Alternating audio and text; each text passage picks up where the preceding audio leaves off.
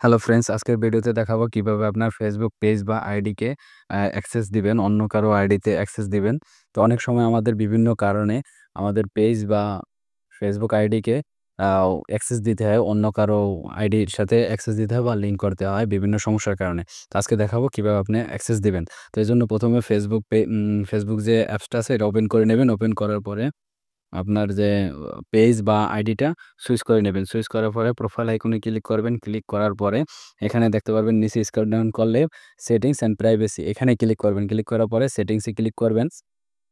সেটিংসে ক্লিক করার পরে নিচে স্ক্রল ডাউন করলে দেখতে পারবেন যে পেজ সেটআপ এখানে ক্লিক করে দিবেন। ক্লিক করার পরে এখানে দেখবেন যে পেজ অ্যাক্সেস এখানে ক্লিক করে দিবেন পেজ অ্যাক্সেসে ক্লিক করার পরে দেখতে পারবেন যে এরকম একটা ইন্টারফেস আসবে যে এখানে শুধু আপনি অ্যাক্সেস বা যারা অ্যাক্সেস আছে এখানে দেখাবে, শো করবে।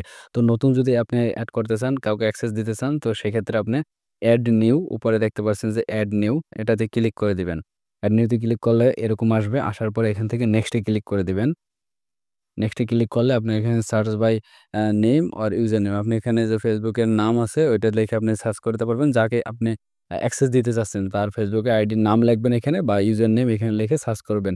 তবে এটা করার আগে তার আইডির সাথে যে আইডিতে আপনি অ্যাক্সেস দিতে চাচ্ছেন এবং আপনার আইডির সাথে ফ্রেন্ডে অ্যাকসেপ্ট করে নিবেন, ফ্রেন্ড হয়ে নিবেন।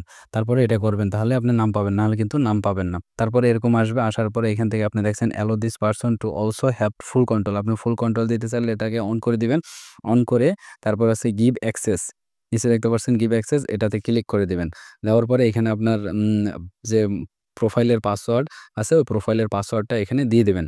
আপনি সেক্ষেত্রে প্রোফাইল অ্যাক্সেস দিতে চান বা পেজ অ্যাক্সেস যেটাই দিতে চান, আপনার প্রোফাইলের যে পাসওয়ার্ডটা আছে এটা দিয়ে দিবেন। দেওয়ার পরে এখান থেকে কন্টিনিউতে ক্লিক করবেন। কন্টিনিউতে ক্লিক করলে আপনার যে সিম বা হোয়াটসঅ্যাপে বা জিমেইলে একটা কোড আসবে, ওটিপি আসবে। ওটিপিটা এখানে দিয়ে দিবেন।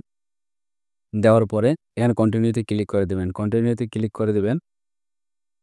কোডটা দেওয়ার পরে কন্টিনিউতে ক্লিক করার পরে এখানে আবার কনফার্মে ক্লিক করে দিবেন। কনফার্ম আসবে, কনফার্মে ক্লিক করে দিবেন।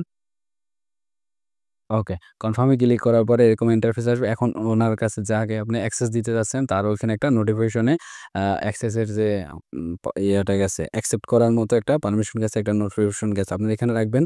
এখন তার মোবাইলে একটা ইনভাইটের যে নোটিফিকেশন গেছে, আপনি তার মোবাইলের আইডিটার ফেসবুক যে আইডির এখানে নোটিফিকেশনটা অন করে নেবেন। দেখার পরে এখানে দেখবেন যে রিভিউ, আ এখানে রিভিউতে ক্লিক করবেন। রিভিউতে ক্লিক করে এরকম পারমিশনস হবে। নোটিফিকেশন এখানে এটা পেয়ে যাবেন এবং নেক্সট এ ক্লিক করবেন। নেক্সট এ ক্লিক করার পরে অ্যাকসেপ্ট এ ক্লিক করে দিবেন।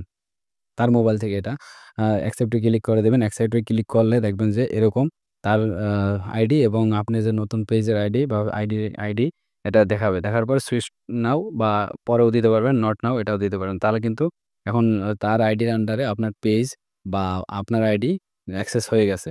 এভাবে তারপরে উনি যদি কিছু কাজ করতে চায়, আপনি এখানে উনি কাজ করতে পারবে, আপনিও কাজ করতে পারবেন।